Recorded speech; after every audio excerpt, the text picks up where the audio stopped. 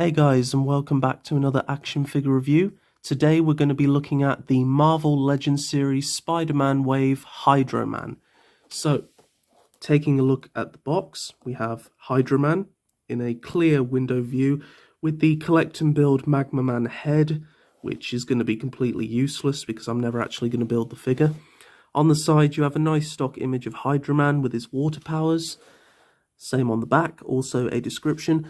Knocked into the ocean by Spider-Man during the testing of an experimental generator, Morris Bench gains the ability to transform his entire body into water.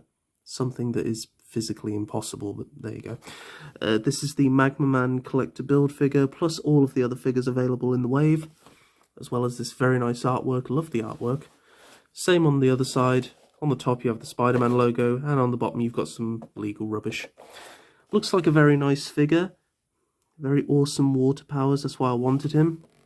So, without any further ado, let's get this guy out the box. So, here we have Morris Bench, aka Hydro Man, out of the box. Before we take a look at him, here's the collect and build figure piece of Magma Man. What's interesting is when you hold him in the light, the translucent orange plastic that he's made of lights up, which is really cool. Then you have this very nice gold painted over the top. It's very creepy eyes in there. Very liquidy looking, which is quite cool. But yeah, this is a figure I'm never going to build, so it doesn't really hold much meaning. He does come with two accessories, and they are these water splashes that actually attach to his feet, but we'll get onto that shortly. So, I don't really know this character very well. I'm not that familiar with him. To be honest, I got him because I thought he would look cool on the shelf. I know that he's a really, really horrible person, you know, and he got turned into water, hence the name Hydro Man. So, one thing you guys may spot immediately, for those of you who've watched my Sandman review, is they share exactly the same body, which is quite ironic given that, you know, they can't really touch each other, otherwise they blend together and they become this mud creature. Also, something else that I've noticed is these arms seem to be a resculpt of the collect and build Sandman figure. You know, they have a very similar shape and size, they've just been put on this much smaller body. So taking a look at the body, here you have the face sculpt. Very comically over-the-top evil face. You've got a scar there. Eyes nicely painted and eyebrows, really nice hair colour. Apologise, it's very windy outside. And you have this black shirt with all the creases, and then these blue jeans. Very nice texture on there. As I said, exactly the same as the Sandman's, just in a different colour. Then the shoes, it has brown on them. Very nicely detailed. And then, yeah, you have his really, really awesome water arms, which are sculpted in a translucent blue plastic. So if you hold them into the light, they really do light up, which I think is cool. And yeah, they blend into the shirt really well, I think. One thing is, they are very heavy, so when it comes to standing the figure, it can be difficult. In terms of articulation, his arms can bend out to 90 degrees, which is really nice. You have a full 360 at the shoulder. You also have a rotation, but it's very stiff on the water arm. You have a rotation at the hand, also forward and back motion. You have a full 360 at the head, as well as looking forward extremely far, and also back very far. Very nice head motion.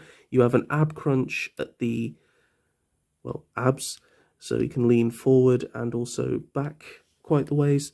His legs can kick forward really far to about 90 degrees. You also have a double joint on the knee, and then you have a rotation at the foot as well as forward and back. You also have a 360 at the waist. So yeah, for those of you guys who've seen my Sandman figure review, you pretty much know what to expect with this toy, because they share exactly the same body.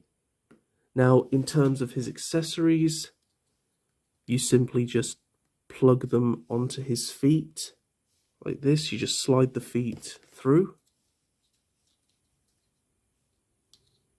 and then boom, you have a much more... Wait, if I can get him... Oh no, wait, I've done this wrong. I put them on the wrong feet. Silly me.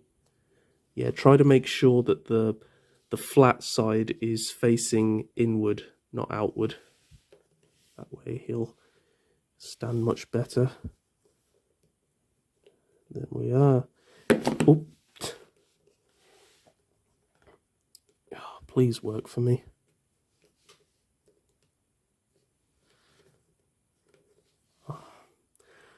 Well,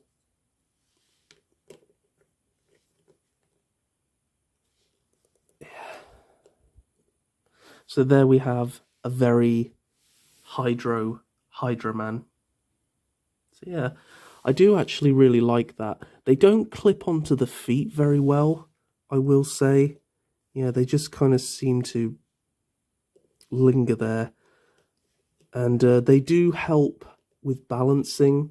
Like if you bring his arms forward and you lean him back slightly, you can get him very well balanced, which I really like.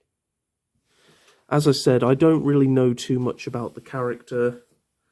All I know is that, you know, he's a part of the Spider-Man universe, and I think when you display him with Sandman, you know, these guys, I know these guys do fight each other in a cartoon of Spider-Man, but that's pretty much it. So yeah, no, I like him. I actually do really like him.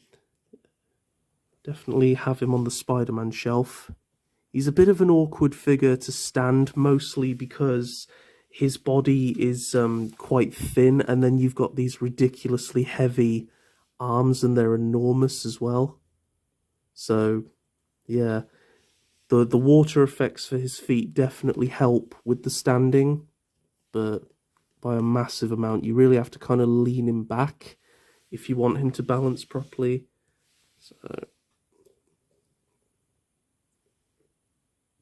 and if you want a more neutral look, you can have him going against... Sandman had a similar problem. Because the arm pieces are so heavy, you kind of have to put one of the arms back so it counterbalances the weight. But yeah, no, it's yeah. If these characters fight each other, they combine into this mud creature. I think he's called Mud Thing. Yeah, it's very weird.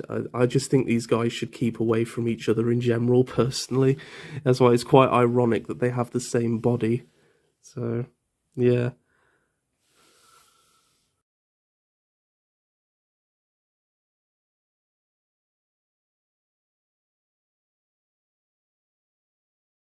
So, overall, what do I think of Hydra Man? I really like him. As I said, I have no clue who the character is. I've never followed the character as a kid, but when I saw him in a couple of comics and then I saw him in the animated series, I thought, you know what, he'd be quite a cool figure to pick up. I really like the water effects on the arms. I think they're awesome. He gives me a very Sandman figure vibe, and, you know, even though he's made of water, but you get it, that kind of, he looks human when actually he's not human at all. He's not even made of human parts, he's just water.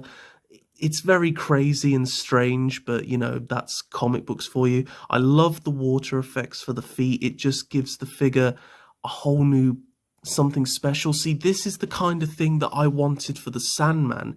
You know, they could have done these kind of sand things going up into the feet, which you could have clicked on, and that would have made it look like he was rising out of the sand.